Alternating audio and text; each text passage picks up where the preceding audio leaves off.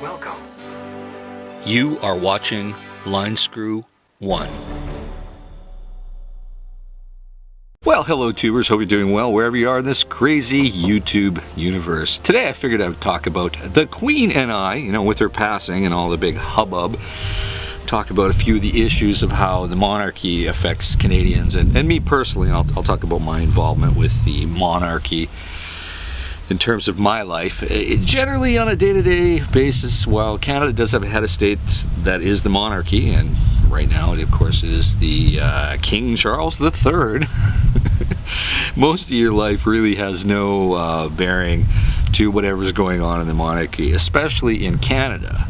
But there are legal consequences and issues, and I know it finds a lot of people perplexed when they come to Canada and they see portraits of the Queen, or they see the Queen on our money or stamps, and they kind of assume that maybe it's a bigger deal than it is, when in fact it is not.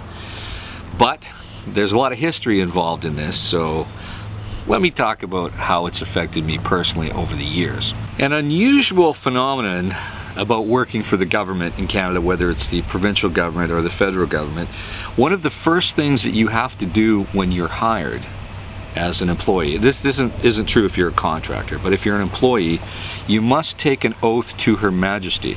Now, I know over the years that oath has changed. I know in British Columbia the oath is no longer to the Queen, it is to the province of British Columbia. But I remember many of the times I was sworn in either as a deputy sheriff or in other departments in the BC or federal government, I had to take an oath to Her Majesty and her heirs and successors.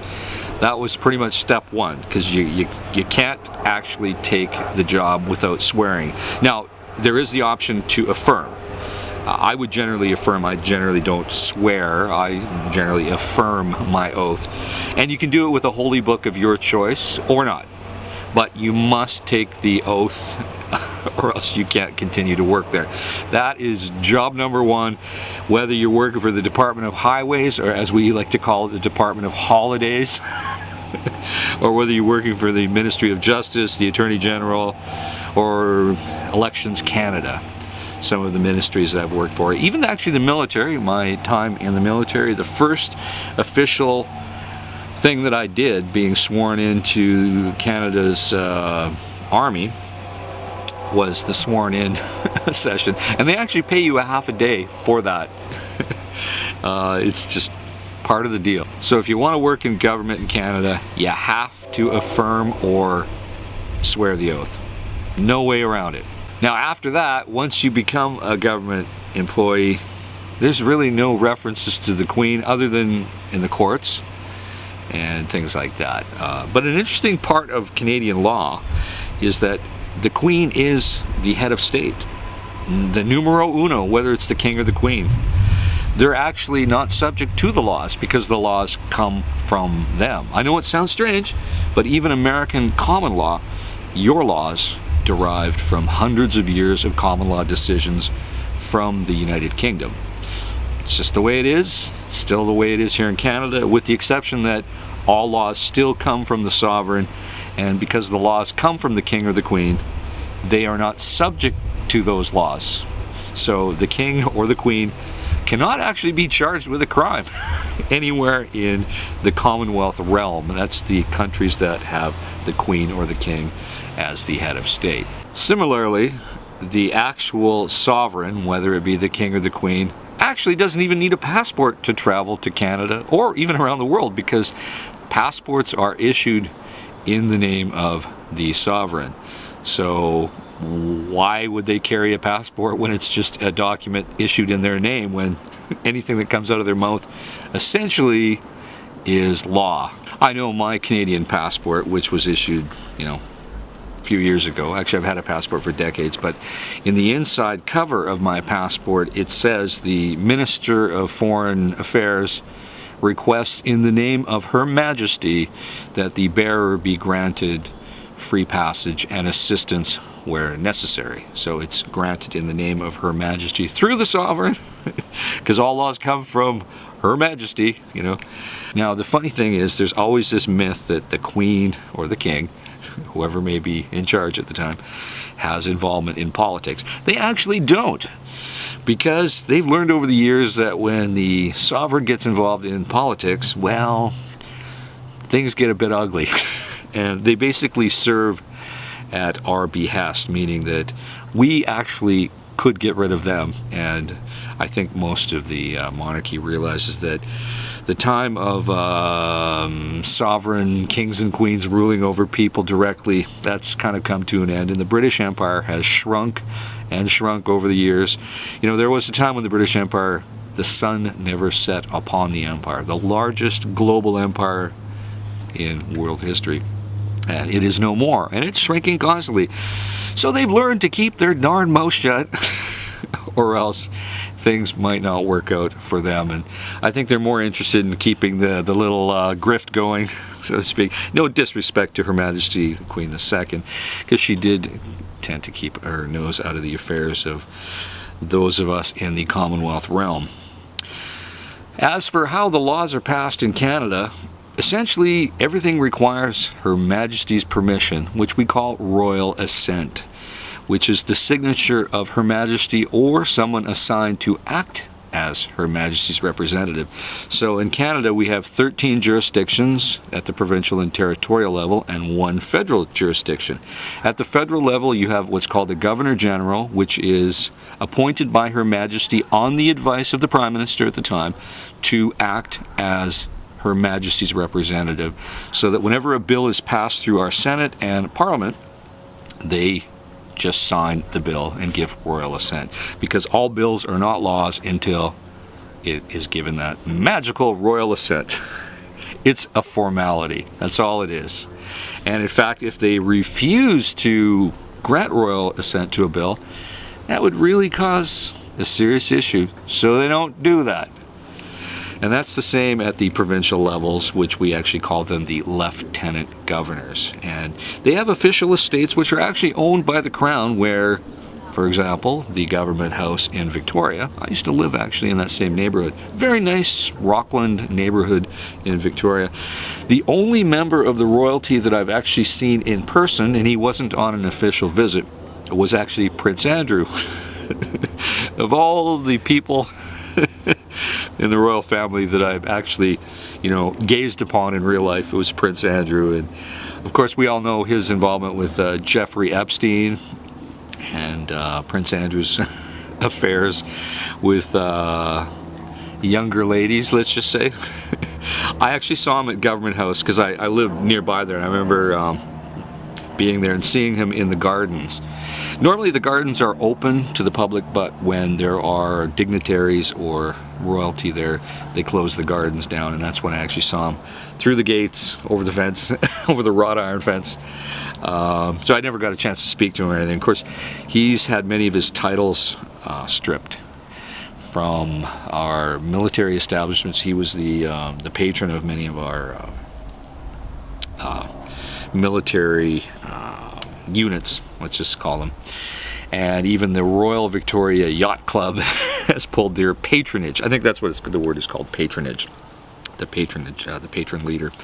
So Prince Andrew doesn't really spend much time in Canada anymore. I don't think. He kind of hides in shame in the United Kingdom now till he can get his affairs in order. I've also been to London. I have seen the changing of the guard at Buckingham Palace, and I recall trying to take some pictures standing on, not the fence of the palace, because I know better not to do that, but there was a little railing so that you don't fall off into the street and get hit by a car. And I remember standing on one of the rungs taking a picture, and one of the London police there, very rude to me, "Get down from there now!" I thought it was funny. It's like, I always thought British police were a lot friendlier. Apparently not. Not when they see me with a camera. Danger, danger. It's not like I had a sniper rifle. Yes, so, and I've also seen the crown jewels, many of which were stolen from India. If you go to the Tower of London, right near the the Tower Bridge, not the London Bridge, everybody calls it the London Bridge, but Tower Bridge. Nearby is the Tower of London, and you can actually, for an admission fee, you can go in and see the Tupperware and the jewels of Her Majesty the Queen or the King. Many of those jewels are stolen fair and square. I guess it'll be up to King Charles to decide if he's going to do anything with that jewelry and maybe repatriate some of that stuff. But hey, not for me to decide, not my problem. But I will say that the former prince, the current King Charles III, he's got his work cut out for him. He's going to have to learn not to be an activist and to always remain out of the affairs of the United Kingdom and the Commonwealth realm, if he wants the institution of the royal family to continue. Because if he does not manage this correctly, more of us will be less aligned with the monarchy and more countries will leave the realm. It's just a matter of certainty. So his job is to just be a polite sovereign, show up for the events, and he needs to keep his nose out of being an activist in the monarchy. Very important. So now the Commonwealth realm is stuck with the bill of the big holiday that we're all having. Now, the funny thing about declaring Monday a holiday in Canada is that only certain classes of people get the day off paid. If you're a federal worker, you get the day off paid. If you are a provincial worker in some provinces, you get the day off paid. If you're in a province where it is not required, but your collective agreement in your union demands that you get paid if a federal holiday is declared, you get paid. But the average Joe Sixpack, he's not going to get paid. So it creates a kind of a holiday apartheid. Not very fair. So I don't really think that bank holiday declared on Monday was universally implemented in a clear fashion, which kind of shows the division of those who support the monarchy and those who don't. And as far as I'm concerned, if you want to support the monarchy, fine.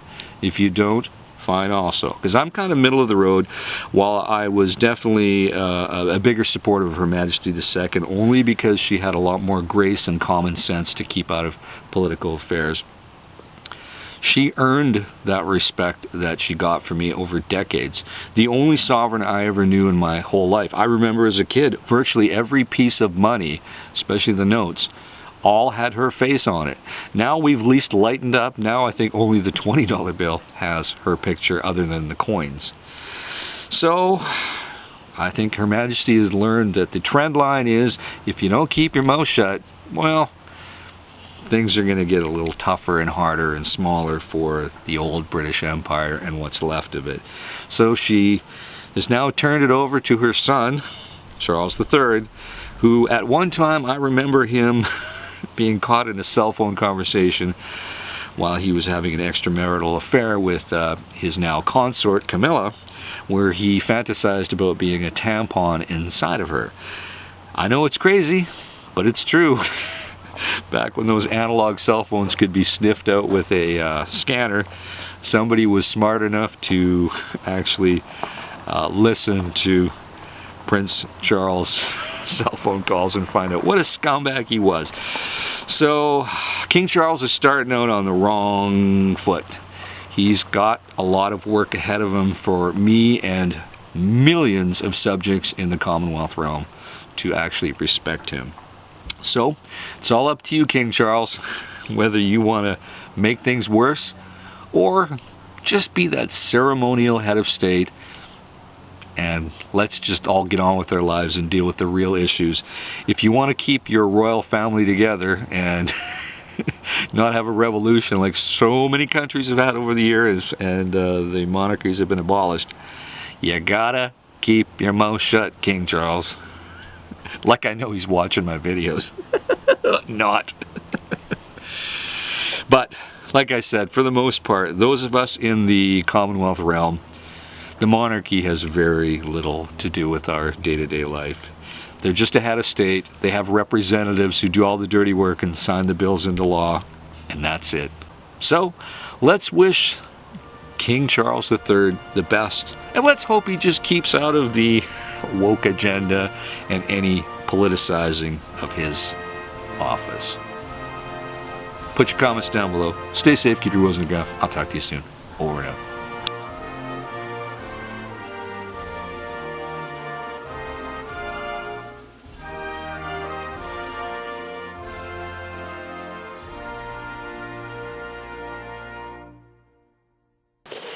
Can go to figure out what we've done, what we need to do.